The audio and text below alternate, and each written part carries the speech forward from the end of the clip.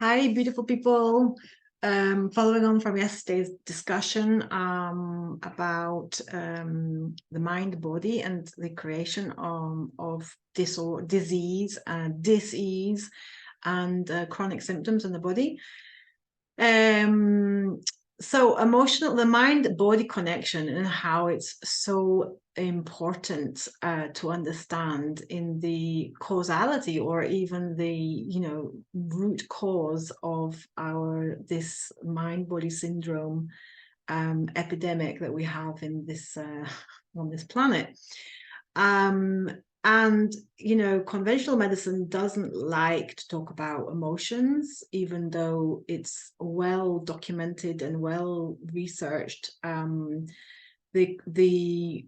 The social and emotional effect that the adverse effects that can happen that can be that can create disease and pain symptoms and syndromes in our bodies. So what I was saying yesterday about the fight and flight axis of the autonomic nervous system, and the rest, digest, and rejuvenate. And it's difficult for some doctors to accept this because it's a kind of like a Pandora's box, and also it's emotions are kind of like a little bit, they can't be tested, let's say, in a test tube, right? So but this is what's interesting about David Hawkins' work, really, really interesting, about the vibrations of emotions. And so so the two axes are the fight, flight, freeze, and the rest, digest, and rejuvenate. And different hormones and different chemicals are released in each, on each axis. And the blood is pumped in the fight, flight, freeze response into muscles for running, or taken away from the non-essential functions like reproduction, like I said yesterday. So this makes sense, right? So you start to realize that the mind, what you're thinking about, plays a massive role on the physiology of your body. And you can have, due to the chemical release of that happens within 90 seconds, in a period of 90 seconds. So you can have a thought, and you can have a thought that something is going to be, that you're stressed about work, or I'm late, or anything can trigger, like I said yesterday, everything, and most, a lot of things can trigger the nervous system to go into fight, flight, freeze default mode. Unfortunately, it's now a default mode, which is obviously the opposite of what we should be living in, which is the rest, digest, and rejuvenate as being the default mode. But I'm trying to get it across to you that it's really, really vital that we accept this and understand this, and triggering. The triggers are a constant bombardment into our nervous system. And so we have a thought that we're late, or we're not going to get there on time, or we haven't got enough money, or I'm a shitty mother, or whatever the thought might be. And that releases within a very, very short period of time a cascade of chemicals in your body, which diverge the oxygen supply, and start to create a sense of stress in the body. And there's a whole physiological response to that one thought. This is the mind and the body, how they are connected. So the physical response from the thought is also generates an emotion. So from the emotion, you can have a fear, or scared, or whatever whatever the emotion is, right? So again, an emotion, so a thought has a vibration and causes a cascade of release of physiological responses in the body, and the emotion also has a vibration, emotion is energy in motion, so it's a vibration, and it, you know, it resonates outside of the body, just like you can put you know, measure the with electrodes on the surface of your brain, or even now just having something put on your head, and you can actually measure your you know, the vibrations, electrical vibrations from the brain. You know, you can do the same for our body. We just with our emotions. So they do have a physiological effect on the body, and we, you know, the more we can understand this, the more we can start to create the experiences and thoughts and feelings that we actually want. Now, that is a ninja move. It's, you know, once we can start to realize that we do have the power, we can actually change the you know, stop this kind of physiological response in the body due to a thought. You can override that thought, or you can just change your thought pattern. Or and that sounds completely mad, but it's true that you can, and I've done it, and I do it with my clients all the time. So, and I show you the way. It's not, it takes practice. It's a practice. It's a routine. It's a beautiful routine, a ritual that you can do. Just for example, I'll just share one with you today. The mind body connection. So I was talking about that and how important it is to, and the emotions there's this kind of like a vibrational kind of ladder of emotions, and the lowest form of emotions are shame and blame and grief, and you know, this has all been calibrated internally by David Hawkins' research. It's very, very interesting research. And so then we go up the ladder, so the vibrational frequency of these emotions go up as the emotion elevates. So we have, you know, emotions, and I go into this in detail, by the way, in my webinar that's talking about mastering your emotions. So, you know, go and have a look at that if you really want to go into the depth of this.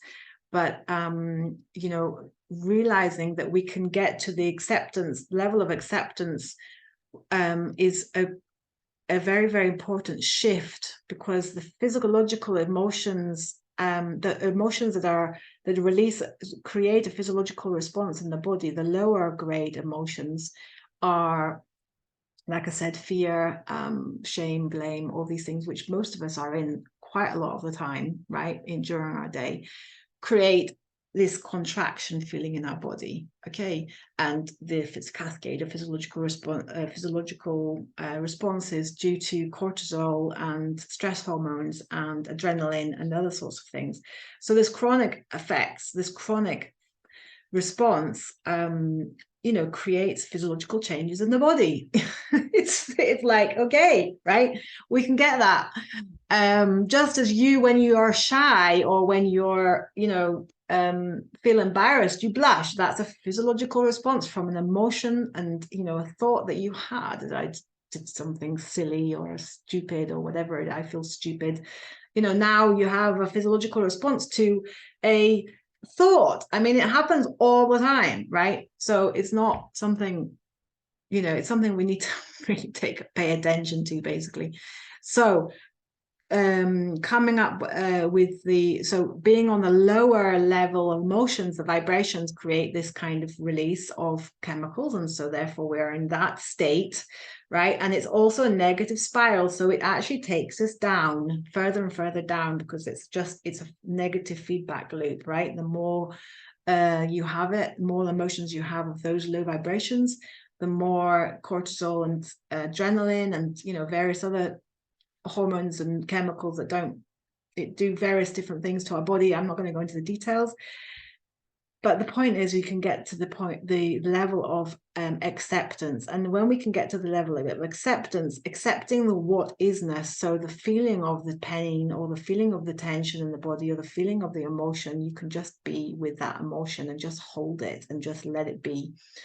I'm going to talk about this more next, practically, like what steps you can do next time. with a beautiful concept called somatic tracking for symptoms, to heal, for helping to heal and remove the fear behind the symptom. So bear with me on that. So the important step is that we get to acceptance, and, feeling into, leaning into, even, breathing into the pain and this or the dis-ease in your body. And this is crucial, because what happens when we get to the vibration of acceptance, or even, just this is happening to me, right? So not having a kind of trigger of this shouldn't be happening to me, and why is this happening to me, and oh, I'm scared, the fear. And I know it's really hard, but it is something you can practice, right? So just getting to the isness of the situation, and then you can start to get to higher vibrational states like gratitude and love and bliss and joy and things like that. So and those vibrations, those emotions have a whole different pattern of vibration in the body, and a whole different physiological response in the body. I mean, as you know, right? So you're happy, you feel, you have you get release of endorphins, you get release of various other neurotransmitters and emotion and physical chemicals released in the body, so that you're now digesting better. Your rest, digest and rejuvenate state is activated, and so you can start to have oxygen to the non-essential muscles and organs, and it's a beautiful it's a beautiful cascade of pleasurable emotions, right? Of a pleasurable experience. So the point is that mind and body are so connected. Conventional medicine doesn't take this in consideration, doesn't even ask you, when you go to a physician, doctor, to get a diagnosis, how stressed are you at home? Are you having a beautiful, do you have a good relationship with your spouse? Do you have how are you enjoying your job? All these things. And of course, these are creating emotions, and by low vibration emotions most of the time.